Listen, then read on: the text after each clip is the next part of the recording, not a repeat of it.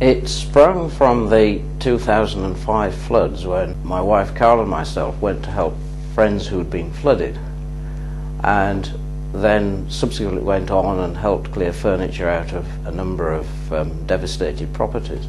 And we realised at that stage that there hadn't been a community response before, that there wasn't anything to set up to help people. What we needed was a set of volunteers who weren't themselves flooded.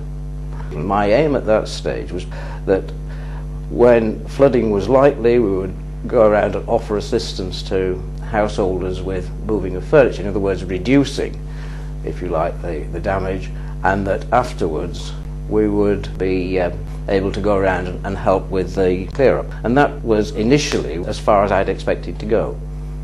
I was invited to join the Keswick Flood Action Group, which had been set up primarily as a ginger group to campaign for better flood defences for Keswick, but did have a role as well, the one of assistance, and I think they'd realised that the group that I was setting up was useful, so that it gave me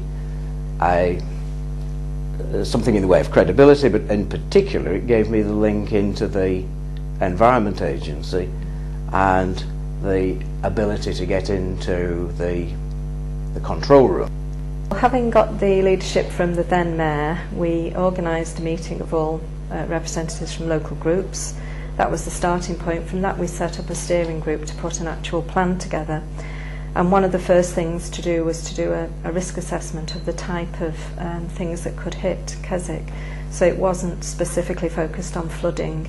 We, I think at the time, pandemic flu was one of the things that was a major worry. So we looked at all the sorts of things that could affect Keswick. We then were lucky to have the Environment Agency support and a guy who lived in Keswick who worked for Cumbria County Council, the Emergency Planning Department, and the support from the Red Cross to put something down on paper.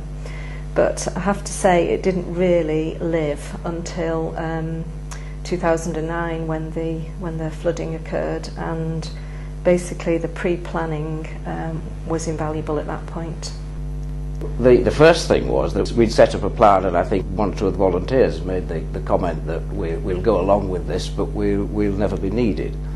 However, by November 2009 we had moved considerably forward. We were then part of a community emergency plan.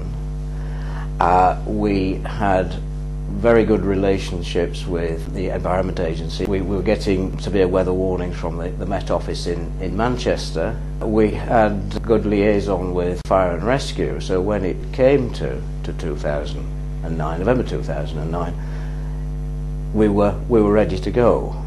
During that week, the weather forecasts got worse and worse, and it was obvious that things were going to happen. It looked as though the incident could happen during the night, so that what I had done is I'd primed volunteers before to say, would it be in order for me to call you out in the early hours if necessary? The other things I think that I realised as things got really serious, when I thought, who's responsible for all these people that are out on the ground? And I realised, in fact, it was me. At least at that point, I was in radio contact with people out in groups of two, and we withdrew strategically, we withdrew safely, because the one point that I'd put in there and stressed to volunteers that we were out to save sofas and not souls. And the one thing that we didn't do was to put ourselves at risk. The disaster moved to the west and became worse. During that time, Keswick was, to a large extent, left to its own devices. Resources had been moved to the west because of the needs were obviously much greater, particularly in Cockermouth. There was a lot of, shall we say, perhaps resentment, anger in a damaged community that we were being left to our own devices. However, in retrospect, we, I think, have got reasons as a community to be very proud of the fact that we were able to be left to our own devices, and we were left because the powers that be realised that we were coping. one of the things we agreed to do was to have an extra phone line put into our council chamber, which now acts as an emergency control room and supplements the emergency services activity. The phone line actually went in about 2 days before the 2009 floods, and it was just an absolute lifeline. Within 2 days we were just constantly answering the phone. People worried about relatives, people concerned whether they could get through on the roads, all sorts of things, offers of help, trying to organise supplies to evacuation centres, trying to keep tabs on which roads were open, which roads were closed, working with all the volunteers in the control room, keeping that phone constantly manned. The response of the community and the fact that we had an emergency plan, I think, has had a long-term benefit to the town, in that it was a very strong factor in obtaining funding for the improved flood defences, which are now almost complete and will be officially opened within the next 10 days. I was brought in by Keswick Town Council following some government funding that was distributed by the local authorities.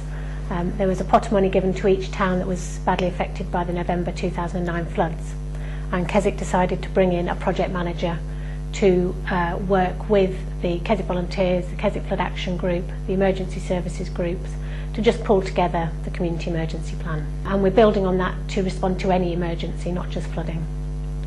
The biggest part of the work I'm doing is very much around communication and keeping contact lists together and keeping the people together.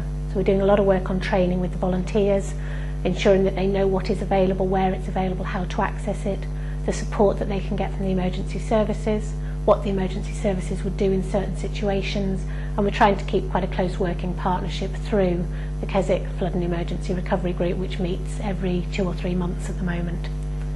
One important factor in the planning is improving the resources available to the flood volunteers.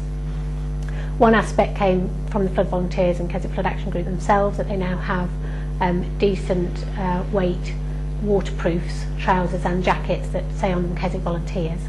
But we've also got a cabinet of emergency equipment in our operational control centre in the town council chambers, as well as some information and some items available to the volunteers should they need them, such as shovels, torches, gloves. We also have a shed full of sandbags literally at Keswick Town Council offices that we can give out and distribute to residents via the volunteer network. We need to ensure we keep our community plan alive by keeping it moving forward with training for the volunteers, the updates of the plans and contact details, and just sort of a gentle revision of the processes that we've put in place. At the moment, the work I'm doing with Keswick Town Council is reducing because we're running out of the funding slowly. We're trying to manage that to maintain it as long as possible. But at some point we'll have to look at how that's going to be owned in the future, and whether that sits with one of the volunteer groups within Keswick, or whether that sits with a separate role and we look for additional funding, or whether it does sit with the town council. Go ahead and do it. You've got a set of volunteers with a number of characteristics. One is that firstly they've got the local knowledge, which the emergency services, particularly if coming in from a wider area, will not have. You've got coordination, in that as a group somebody can manage what's happening rather than everybody wandering about at random. The third thing, which is, and I think is vital, is that if you are in a situation such as a flood situation where there's potential danger, that you have to be aware of your own limitations.